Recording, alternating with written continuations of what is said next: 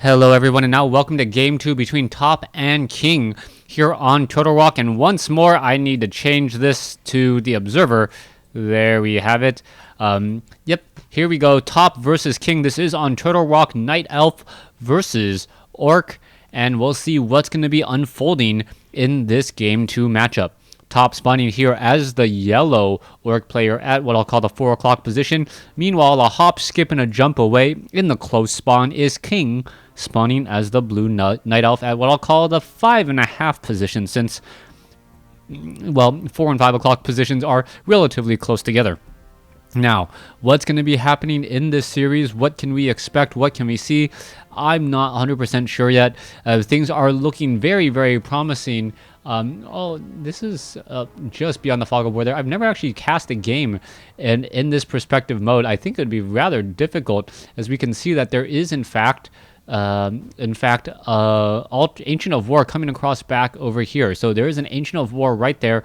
Meanwhile, we are going into a Barracks and an Altar of Storms for that Blade Master.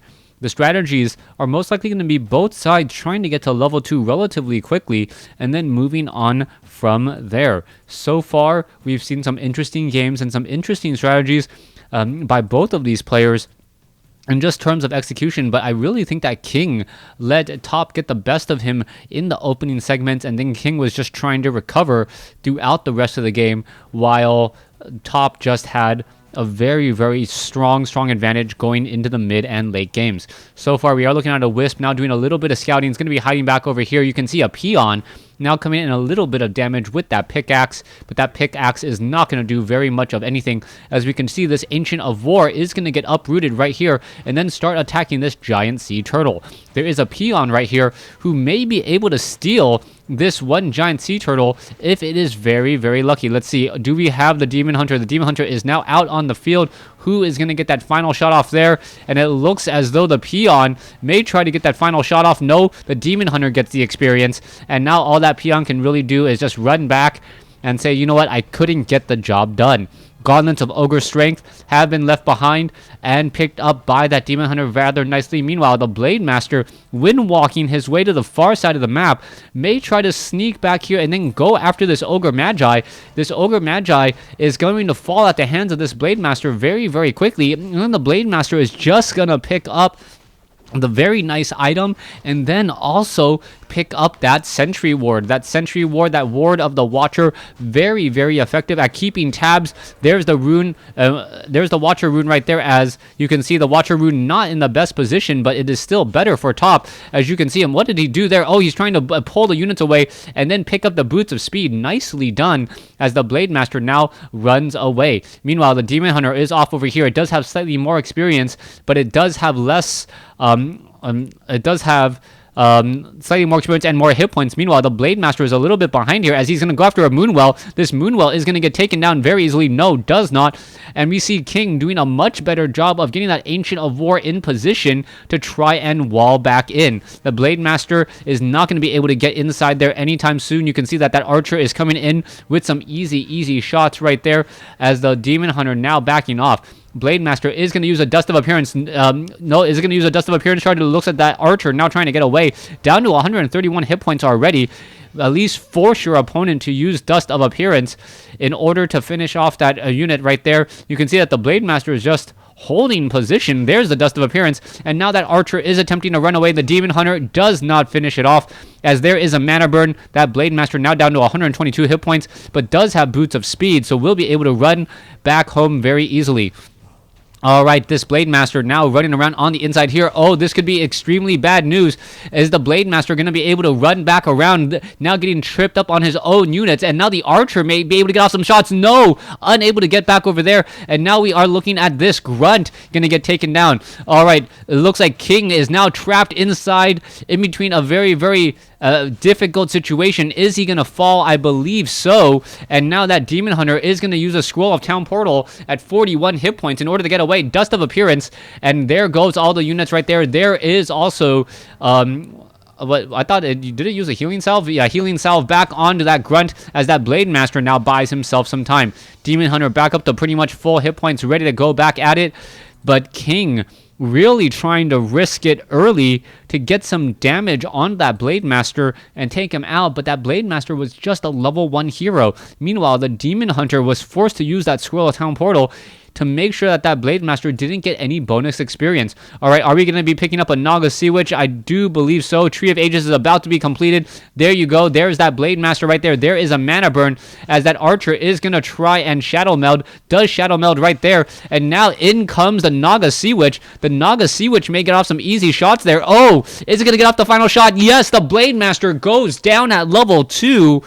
And that got tripped up on his own unit as the grunts are now trying to chase down this archer. A little bit of a foot race there as now the Blade Master is running back around. These grunts are going to have a very bad day. This archer isn't going to be able to get in front of the units right there. Is it going to be able to do so? It looks like this one Demon Hunter. Oh, a second grunt could get stopped. Yes, it is going to get stopped right there. And Top losing 2 grunts and a Blade Master very early on. This is going to set in motion King to be very, very high up now. As you can see, that final arrow shot there, that Naga Sea Witch now sitting at level 1. Still sitting at level 1. Meanwhile, the Demon Hunter now gets to level 2 as that Blade Master needs to use a Clarity Potion to get more mana. Healing Salves, perhaps one of the best items for the Blade Master. Even if it's resurrected at the tavern, it can just use 1 Healing Salve. And since the Blade Master is not a mana-dependent hero, at least not that much, it can go back out and do a bit of creeping. All right, we could see the Archer trick happen down over here. No, we are not going to be seeing that happen at all, as the Archers now making their way off to the north. Naga Sea Witch and Demon Hunter now pushing in right there. It looks as though the Naga Sea Witch and the Archers are already attacking very, very quickly, and this Orc Burrow is taking a lot of damage. A Tauren Chieftain is now out, and there is a mana burn. The Tauren Chieftain has to be extremely careful, though, as there is Endurance Aura. All right, the damage is being dealt. It looks as though the Orc Burrow is fine at this point, and now all the units will be running back. The dual glaives of the Demon Hunter still not quite enough, as we are engaging right there. All right, let's go ahead and take down the units over here.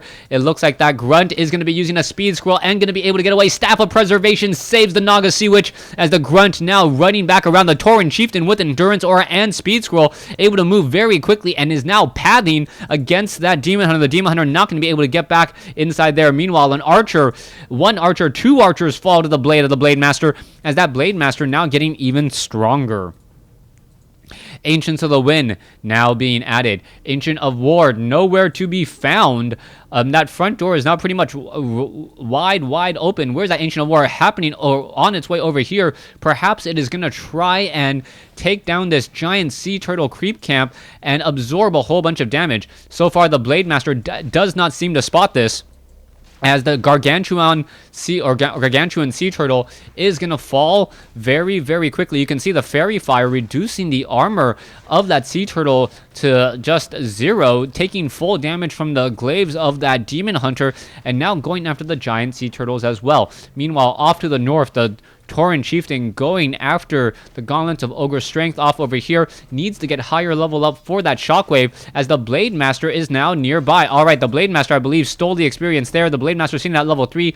Ancient of War still regenerating hit points. And what's going to be happening next, as King is setting up more Moonwell, sitting at 30 over 50 supply, and getting up even more Ancients of Wind, sitting at Tree of Eternity, as the Tauren Chieftain doing a much better job creeping. So far, the story has been Top, just been dominating each of these games so far. Game 1, able to set up an expansion. Game 2, it feels like even though the Blade Master has fallen, that Top is still in the driver's seat. And at this point, I would say this is Top's game to lose. He's in a dominant position. He has a higher level hero. It looks as though 40 over 50 supply compared to 32 over 50. King does have better tech, though, with the Druid of the Talid nearing mastery training, and the Blade Master doesn't have that strong of items yet. We do have Raiders and Spirit Walkers, which is exactly what Orc players need to counter. I'm just waiting on when Top is going to try to take down these Gargantuan Sea Turtles and also the Ogre Lords in the back here, picking up very, very strong items. It's going to come down to a little bit of luck, potions of greater healing, and also potions of invulnerability, if they are dropped, are going to be extremely useful. Scroll of the Beast, perhaps the least useful out of all of those items. A potion of greater healing, very, very useful. Also, potion of invulnerability on a Blade Master just makes him a DPS army without really risking anything at all. There goes the Ogre Lord now being crept out. Meanwhile, this Ancient of War now trying to make its way over here. We may see him tank this Ogre Lord creep camp, but you can see that top is just moving at a much faster rate, clearing out these creep camps very, very quickly. You can see also Ogre Warrior is now going to be falling here. This Ancient of War, it looks as though yet we are not researching the Nature's Blessing at all. So that's the reason why this Ancient of War is just moving that slowly. Goblin Tinker is going to be that third hero. It looks like, yes, a Manual of Health has been picked up. And what is this guy doing? The Ancient of War looks like it's attacking the Goblin Tinker. Back off to the north over here, Tauren Chieftain and Blade Master. Blade Master just shy of level 4 now. The items, Brilliance Aura on a Tauren Chieftain. How good is that? It is going to give an additional 1 mana regeneration to all of the units, including the Tauren Chieftain, the Blade Master, and these Spirit Walkers, meaning that they are going to have much more mana for that Spirit Link and that Disenchant. Meanwhile, down over here, this is still War of the Creeps.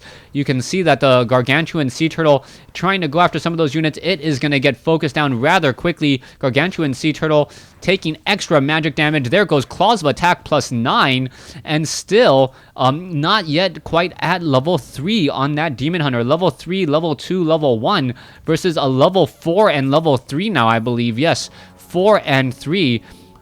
And this is just looking very good for the Tauren Chieftain, who's going to have level 2 Endurance Aura here in just a moment. Alright, as soon as we see peons pulled from Top's army, you know that he is ready for an engagement. And yes, he is ready for an engagement. There you go. There's the engagement there. There's a Cyclone.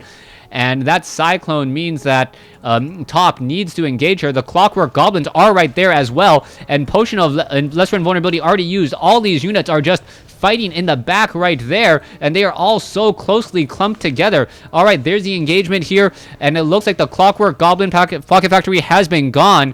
So far, units are falling. Demon Hunter now sitting at level 3, and we're going to see all of the units attempt to run, just teleport away. Not going to be a problem at all.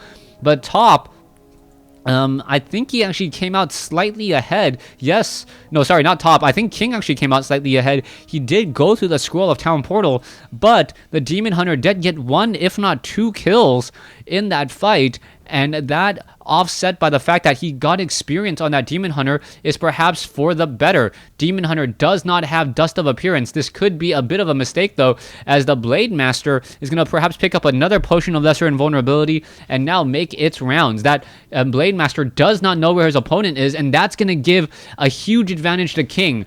If King is able to get to level 3 on the Naga Sea Witch and level 2 on the Goblin Tinker, that will greatly even up the levels, and that's looking like what's happening here. Also, Legion of Doomhorn giving additional regeneration and movement speed. The Naga Sea Witch needs to move very quickly. The Goblin Tinker does get a level 2 now, and we are looking at a Demon Hunter who needs to level up very quick, or just heal up very quickly. That was, I believe, the Rune of Healing, and now the Blade Master now making its way over here. All right, poor Druid of the Talon needs to rock away. Meanwhile, the Demon Hunter is coming back in over here, does have a Potion of Healing. That Demon Hunter moving extremely fast with the help of that Legion of Doomhorn, and he is perhaps a much faster hero for it all, and the items are now looking to be very much in favor of the Night Elf army, especially since you have that third hero, which means you have 3 separate cooldowns for Scroll of Healing.